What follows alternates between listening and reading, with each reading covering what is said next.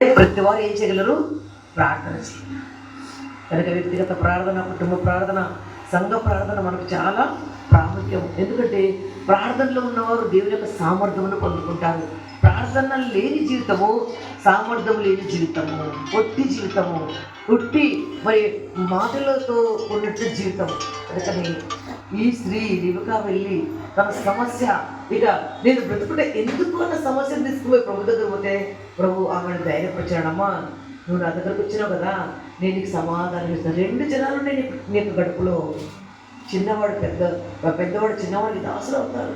అంటే ఇవి గ్రహించలేని గొప్ప సంగతులు, 3 సంగతులు దేవుడు రిబ్కాకి ఏం చేశాడు? బయలుపరిచినాడు. కనుక మనం కూడా ఈరోజు నుంచి నేర్చుకున్నాము. ఏ మానవుడికి మన సమస్యలు చెప్పుకోవాల్సిన పని లేదు. మన ప్రభు దగ్గరికి వెళ్తే ఆయన సమాధానం ఇస్తాడు. గ్రహింపలేని ప్రతి చిన్న సమస్య కూడా దేవుడు మనకు విడదీసి చెప్తాడు. ఆ తర్వాత ఇంకొకరి గురించి మనం చూసుకుందాము. ఇంకొక సమస్యతో ఉన్నటువంటి ఒక వ్యక్తి గురించి న్యాయాధిపతులకు యెహోషువ గ్రంథము 1వ అధ్యాయము 1-2 వచనాలు. యెహోవా సేవకుడైన మోషే మృతి నొందిన తర్వాత యెహోవా నూను కుమారుడును మోషే పరిచారకుడైన యెహోషువకు ఇలా సెలవిచ్చెను, నా సేవకుడైన మోషే మృతి పొందెను, కాబట్టి నీవు లేచి నీవును ఈ జనులందరూ ఈ యోర్దాను నది దాటి నేను ఇశ్రాయేలుకు ఇచ్చిన దేశంలోకి వెళ్ళండి. నేను మోషేతో చెప్పినట్లు మీరు అడుగుపెట్టి స్థలం మీకు ఇచ్చుతున్నాను.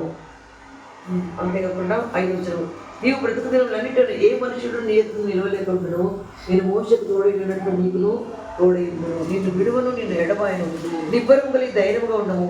వారికి ఇచ్చదని నేను వారి పిల్లలతో ప్రమాణం చేసిన ఈ దేశంలో నిశ్చయంగా నీవు ఈ ప్రజల స్వాధీనము చేసినావు. ఇక్కడ కూడా మనం చూస్తే ఇక్కడ ప్రశ్న కనబడటం లేదు. మోషే చనిపోయినాడు. ఇంతకుముందు అధ్యాయంలో మోషే యొక్క మరణం గురించి ఇక్కడ చెప్పబడింది. ఆయన సమాధి ఎక్కడంలో ఎవరికి తెలియదు. 40 సంవత్సరాలు ట్రైనింగ్ తీసుకున్నాడు యెహోషువ మోషే దగ్గర. గుడారంలో ఉంటాయన సేవ చేస్తాడు. ఇప్పుడు గొప్ప దైవజనుడు నడిపింపబడ్డాడు. ఇప్పుడు దైవజనుడు లేడు. అయితే దేవుడు అద్భుత రీతిగా యెహోషువను ఏర్పరచుకొని మరి అంటున్నాడు. ఇప్పుడు యెహోషువతో ఇలా చెప్తున్నాడు, నా సేవకుడైన మోషే మృతి పొందెను, కాబట్టి నీవు లేచి నీవును ఈ జనులందరూ ఈ యోర్దాను నది దాటి నేను ఇశ్రాయేలుకు ఇచ్చిన దేశంలో వెళ్ళుడి. మోషేకు చాలా పెద్ద సమస్య. ఇప్పుడు ఇంత గొప్ప దైవజనుడు నా కళ్ళు ఎత్తలేడు, నేను ఎలా ఇన్ని లక్షల మంది ప్రజలు నేను తీసుకుపోవాలి?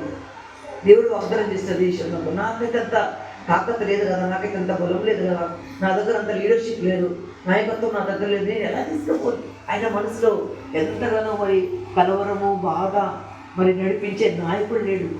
నేను ఎట్లా పోలే ప్రభు, ధైర్యంగా ఉండు, నేను నీకు ముందుగా వెళ్తాను, నీవు నిబ్బరం కలిగి ఉండు, నేను నిన్ను ఎన్నడూ విడువను ఎడబాయి, నువ్వు అడిగిపెట్టి ప్రతి స్థలం నేను నీకు ఇస్తాను. నేనాడు మనం కూడా ఎన్ని సమస్యలు ఉన్నాము. మనల్ని ప్రేమించేవారు లేరని, మనల్ని నడిపించేవారు లేరని, మనల్ని గైడ్